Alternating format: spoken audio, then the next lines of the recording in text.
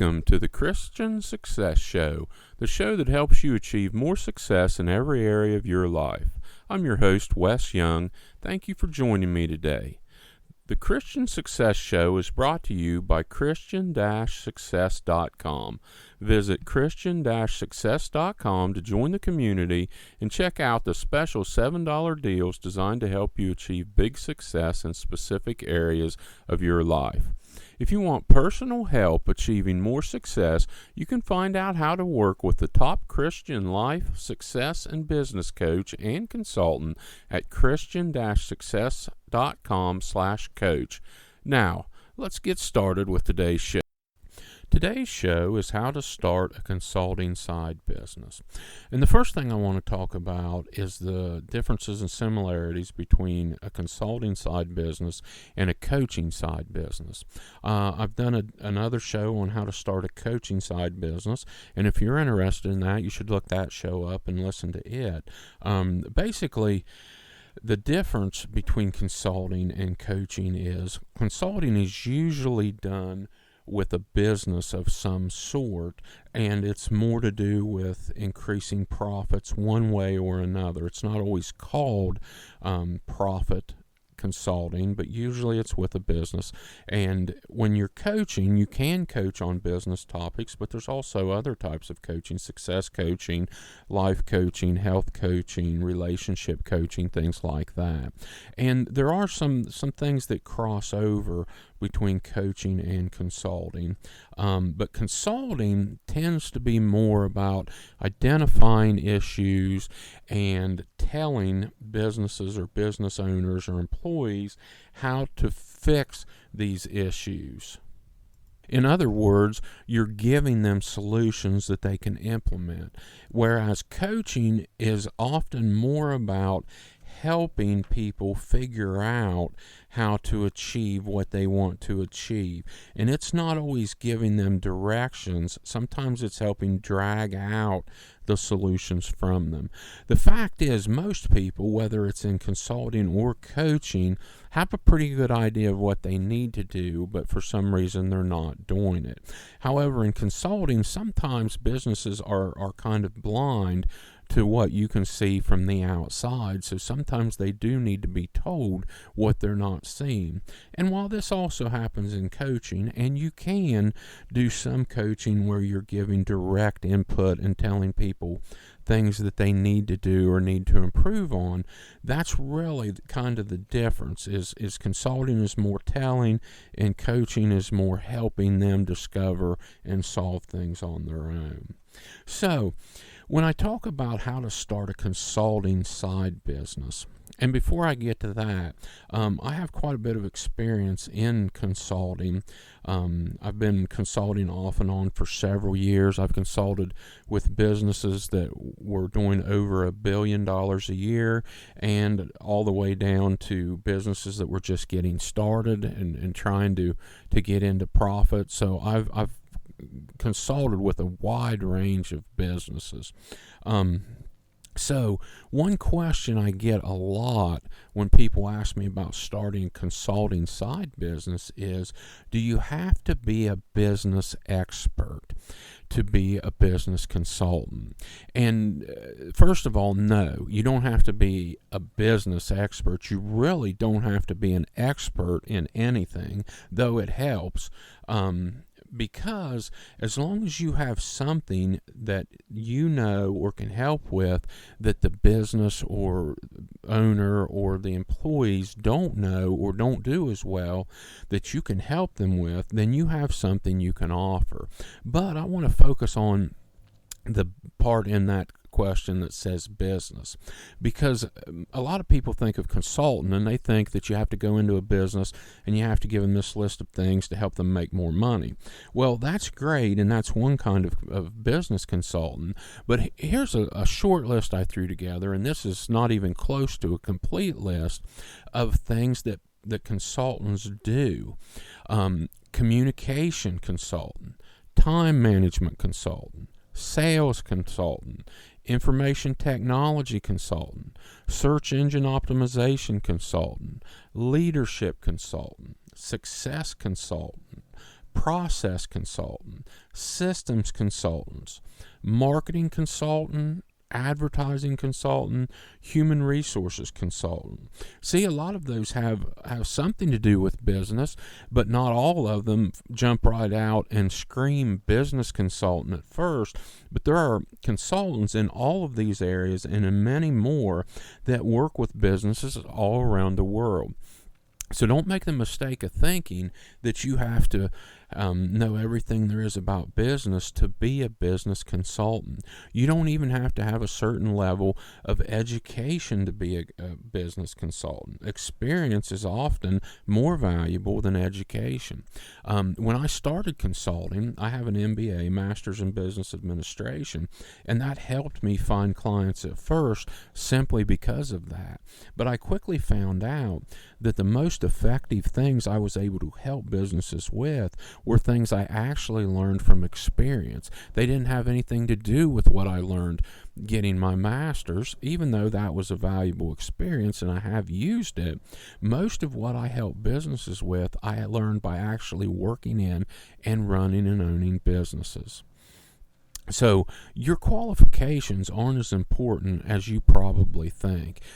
The only important thing is that you have knowledge that can help a business or business owner or their employees, and you're able to find someone that's willing to pay you for your help.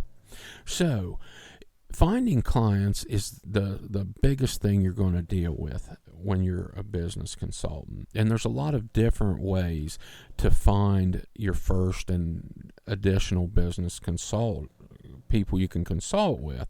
One of the best ways, which not everyone feels that they can do, but one of the best ways is to write a book. Write a book about whatever it is that you want to be a consultant in, and use that as a point where you can find businesses. You can use it as a business card. You go in and talk to a business about your consulting services, and instead of handing them a business card, you pull out the book you wrote, and that instantly establishes you as an expert and puts you above people that just walk in with a business card. You can use your network with everyone that you know, and get online and go where businesses that you want to consult with go, and where they are, and where their employees are, and where their owners might be. Try to network and put yourself in front of as many business owners as possible. And finally, tell everyone you know that you're offering consulting services. Explain to them what you're doing and the value you offer, and ask them if they know anyone that could possibly be interested or you could possibly help. I want to warn you on something at this point. Some consultants do what I call a spec work, which basically they go in and they agree to work for a percentage of the increased profit or increased sales or how much the company saves, etc. And this sounds good on the surface, because if you get 20% of the increased profit in the first year, and you help a business increase their profit by $100,000, then you earn $20,000. But you need to be very careful working on spec, because the sad truth is, in the real world, the business owner will agree up front to get you to do this, and then once you help them and they actually get the money, they're going to do everything they can to keep from paying you what was agreed to. I know this is not all roses and not the happy picture you want to see, but you only need to get stuck for $10 or $15 or $20,000 one time for this to become something that you are aware of, and it's a painful lesson to learn. So be very careful about working on spec. So how much should you charge? This is a tough question to answer because it varies based on a lot of different things. But basically, I determine if I have to travel to do the consulting work, how much time that's going to take, and then I try to get a good idea of exactly how much I can save the business I'm consulting with, or how much more I can help them produce in profits, and then I set my fee as a fair percentage of whatever that's going to be. As I have become more busy and have less time to do consulting work, my fees have went up because I don't have time to do as much of it, and when I do it, I make sure I'm paid well to do it. The big thing is you want to provide big value for whoever you're consulting with. Is the bigger the value you can offer them, the more you can charge. And when you offer big value, you can charge a premium price.